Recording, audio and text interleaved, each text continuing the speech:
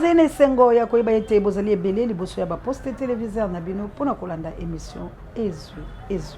na yango bandeko balandi ya émission ezwi na pesi bino mbote bisika nyonso ezwami bino Petikete kimi ya nzambe tata ingila umakuta mabino toyeli susu liboso ya bitendo na bila bike pona koloba maye oyo mazali koleka bongo na union sacrée toyebisaki bino ete union sacrée etchwami union papa Denis soki boko s'abonner na chaîne oyo te ya libération soki boko partager l'émission te soki boko soutenir océan de la presse congolaise te na kabuya l'homme puissant boko zala la pasi nzamba ko pinir bilo pamba te mayo tolobaki kakekpa assalamu alaikum la mama Jawa pemba mizima ngani yoso la South Africa la mboka ya Gilompinga bandeko peuple Congo union sacrée etchwami lelo oyo mona mboka Vital Kamerhe oyo azali bongo moto ya yambo na parlement oyo asilaki bongo la komolo bala biso ete makambo oyo tango mwana mboka bemba gombolo baki ete esengela ba peuple Congo nyonso basiba mandoki pe babundele kolo wa bango po ete tango yali mabe mwana mboka Vital Kamerhe azongisaki koloba ete makambo wana mutako yo koloba yango ezali bobele mwana mboka Félix Antoine Tshilombo bobele yende akopesa biso passage soki mwana mboka Félix Antoine Tshilombo alobi te makambo kozala malamu te pe wala mwana mboka Vital Kamerhe azongeli yango lisusu la koloba ete apesi mwana mboka Vital Kamerhe apesi mwana mboka Félix Antoine Tshilombo 72 heures po ete aloba guerre na République démocratique du Congo. Mwana mboka Vital Kamerhe tata mo continuer mwana mboka Félix Antoine Tshilombo tata mo continuer ekolo Vital Kamerhe oyo yo pesaki maboko na parlement lokola moto ya yambo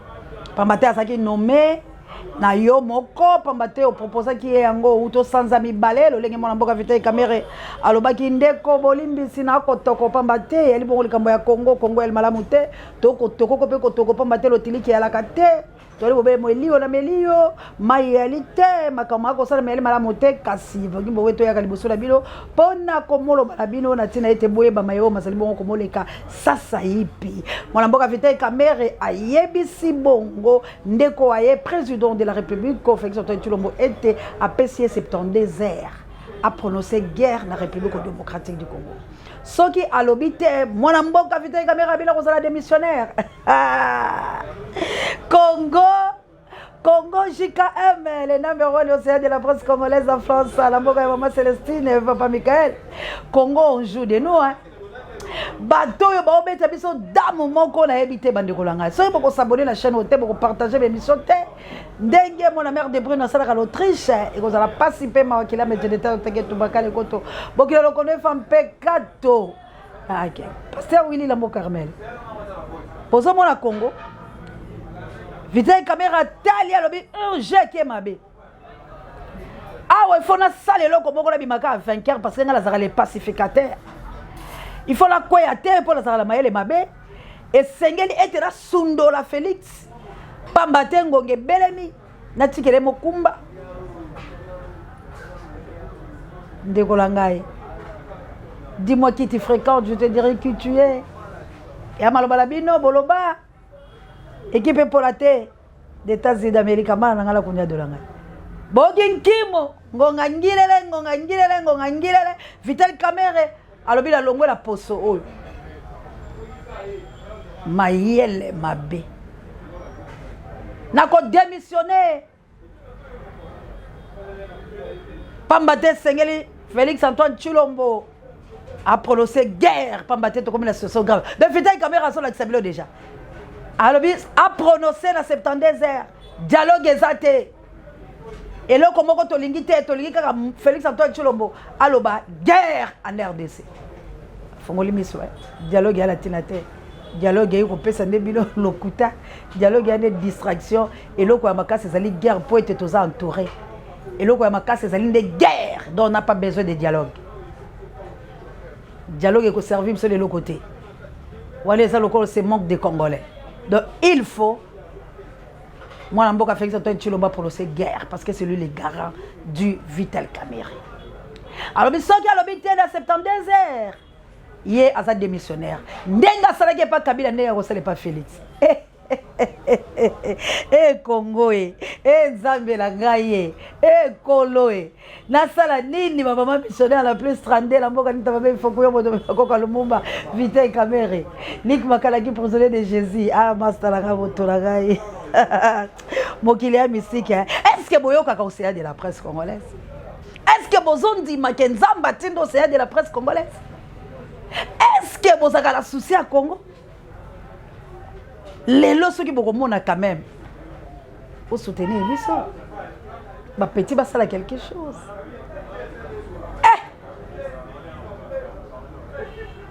Vitel Kamerhe bindenge la sala qui est pas ya Kabila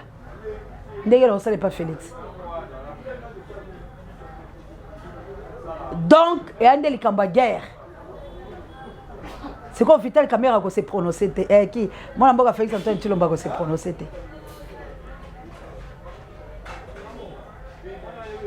à côté kalaka koloba te que guerre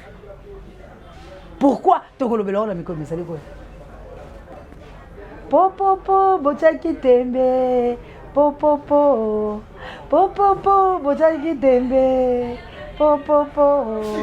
Congo ezaya nzambe ko Congo ezaya nzambe tala bazali ko bomana pona nini bochaki tembe po